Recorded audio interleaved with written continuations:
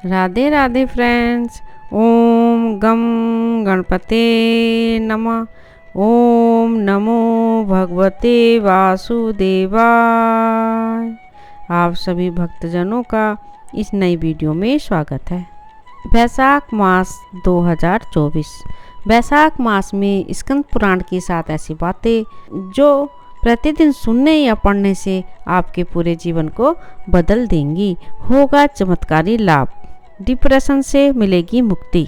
स्कंद पुराण कथा ज्ञान। भगवान शंकर के बड़े पुत्र कार्तिकेय का ही नाम स्कंद है। उन्हीं के नाम पर लिखा गया स्कंद पुराण। इसे महापुराण माना जाता है। पुराणों के क्रम में इसका 13वां स्थान है। इसके खंडात्मक संगीतात्मक उपलब्ध 2 रूपों में से प्रत्येक में 81,000 श्लोक हैं।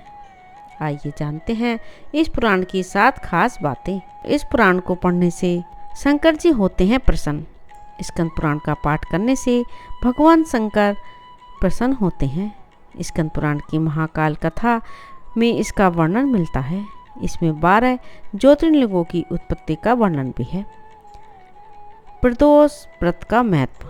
स्कंद पुराण में प्रदोष व्रत के महात्म्य का वर्णन मिलता है। इस व्रत को करने से सभी तरह की मनोकामनाएं पूर्ण होती हैं। इसमें एक विधवा ब्राह्मणी और शांडिल्य ऋषि की कथा के माध्यम से इस व्रत की महिमा का वर्णन मिलता है। गृहस्थ जीवन। जीवितम च धनम दारा पुत्रा क्षेत्र ग्रहणी च याति येषाम धर्माकृते ता भुवि मानवा।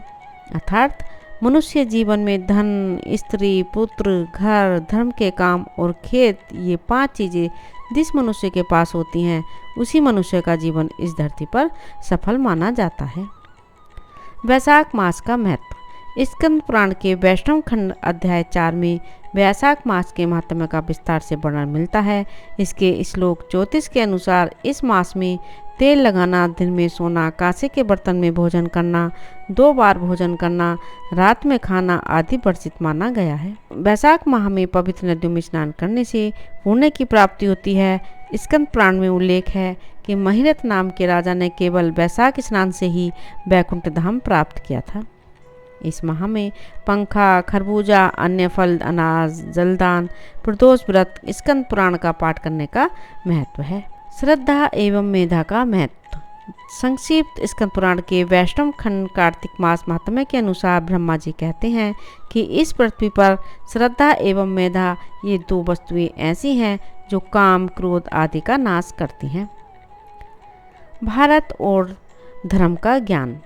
इस पुराण में काशी खंड, महेश्वर खंड, रेवा खंड, अवंतिका खंड, प्रभास खंड, ब्रह्म खंड और वैष्णव खंड आदि कुल 7 खंड हैं। कुछ विद्वान 6 खंड बताते हैं।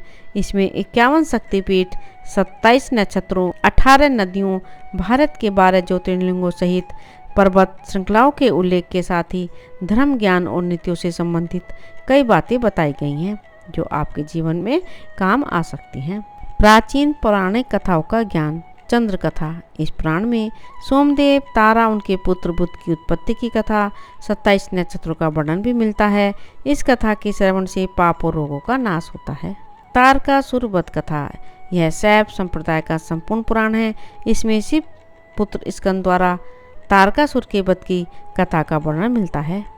इस कथा के श्रवण और भगवान स्कंद की पूजा से सभी क्षेत्र में विजय प्राप्त होती है। समुद्र मंथन कथा। इस पुराण में समुद्र मंथन की कथा भी है। कहते हैं जो यह कथा सुनता है उसे आयोग्य और लक्ष्मी जी की प्राप्ति होती है।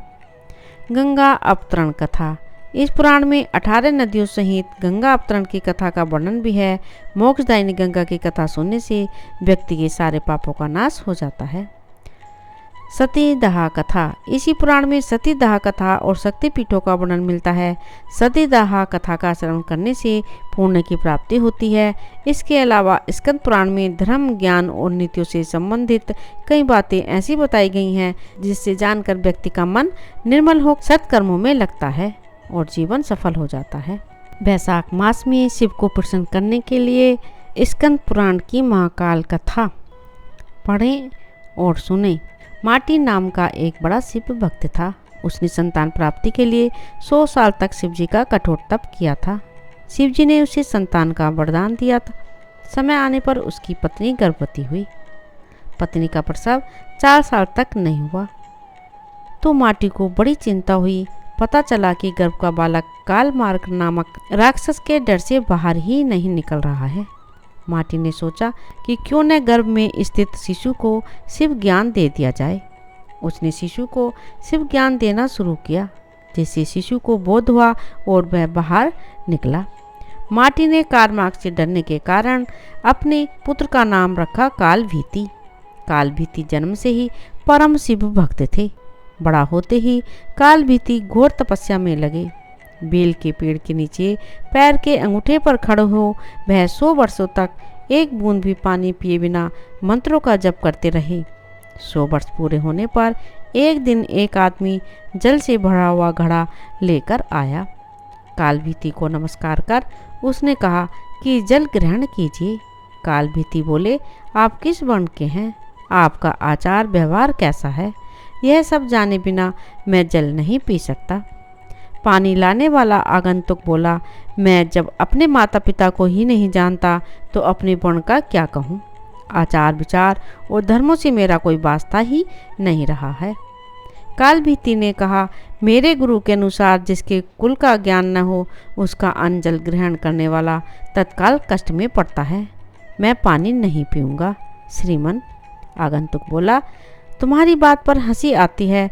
जब सब में भगवान शंकर ही निवास करते हैं तो किसी को बुरा नहीं कहना चाहिए, क्योंकि इससे भगवान शंकर की ही निंदा होती है। यह जल अपवित्र कैसे हुआ? घड़ा मिट्टी का बना है और आग में पका है, फिर जल से भर दिया गया। मेरे छूने से शुद्धि आ गई क्या? तो अगर मैं शुद्ध होकर इसी धरती पर हूँ तो आप यहाँ क्यों रहते हैं? आकाश में क्यों नहीं रहते? कालभीति ने कहा, सभी में शिव ही हैं। सबको शिव मानने वाले नास्तिक लोग खाना छोड़कर मिट्टी क्यों नहीं खाते? राख और धूल क्यों नहीं फांकते? मैं यह नहीं कह रहा हूँ कि सब में शिव नहीं है। भगवान शिव सब में ही हैं। मेरी बात ध्यान से सुनिए। सोने के गहने बहुत तरह से बनते हैं, कुछ शुद्ध सोने के तो कुछ मिलावटी, खरे खोटे सभी आभूषणों में सोना तो है ही। इसी प्रकार ऊंच नीच शुद्ध अशुद्ध सब में भगवान सदा से विराजमान है। जैसे खोटा सोना खरे के साथ मिलकर एक हो जाता है, इसी तरह इस शरीर को भी व्रत, तपस्या और सदाचार आदि के द्वारा शोधित करके शुद्ध बना लेने पर मनुष्य निश्चय ही खरा सोना होकर स्वर्गलोक में जाता है। तो शरीर की खोटी अपवित्र चीज़ों से बिगाड़ना ठीक नहीं। जो व्रत उपवास करके शुद्ध हो गया है वह भी यदि इस तरह अशुद्ध होने लगे तो थोड़े ही दिनों में पतित हो जाएगा। इसलिए आपका दिया पानी तो मैं कभी नहीं पीऊँगा। कालभीति के ऐसा कहने पर आगंतुक हंसने लगा। उसने दाहिने अंगूठी से जमीन कुरेद कर एक बहुत बड़ा गड्ढा तैयार किया, फिर उसी में वह सारा जल ढुलका दिया। गड्ढा भर गया, पानी बचा रह गया। फिर उसने अपने पैर से ही कुरेद कर एक तालाब बना दिया और बचे हुए जल से उस तालाब को भर दिया। यह अद्भुत दृश्य देखकर कालभीति जरा भी नहीं चौंके। आगंतुक बोला, ब्राह्मण देव, आप हैं तो मूर्ख, परंतु बातें पंडितों सी करते हैं। लगता है आपने विद्वानों की बात नहीं सुनी। कुआं दूसरे का, घड़ा दूसरे का और रस्सी दूसरे की है। एक पानी पिलाता है और एक पीता है। सब समान फल के भागी होते हैं। ऐसा ही मेरा भी जल है। तुम धर्म के ज्ञाता हो, फिर क्यों इसे नहीं पियोगे? कालभीति ने विचार किया, यदि एक कार्य में अनेक सहायक हों तो काम करने वाले को मिलने वाला फल बंटकर समान हो जाता है। बात तो ठीक है। कालभीति ने उस मनुष्य से कहा, आपका यह कहना ठीक है। कुएं और तालाब का पानी पीने में दोष नहीं है, फिर भी आपने तो अपने घड़े के जल से ही इस गड्ढे को भरा है। यह बात सामने देखकर मैं हरगिज इसे नहीं पीऊँगा। कालभीति के हठ पर वह पुरुष हंसता हुआ अंतर्ध्यान हो गया। अब कालभीति को अचरज हुआ। सोचने लगे कि यह क्या किस्सा है। इतने में ही उस बेल के पेड़ के नीचे धरती फाड़कर सुंदर चमचमाता शिवलिंग प्रकट हो गया। तब कालभीति ने कहा, जो पाप के काल हैं, जिनके कंठ में माला चिन्ह सुशोभित होता है तथा जो संसार के काल स्वरूप हैं, उन भगवान महाकाल की मैं शरण लेता हूँ। आप हमें शरण दीजिए। आपको बारंबार नमस्कार है।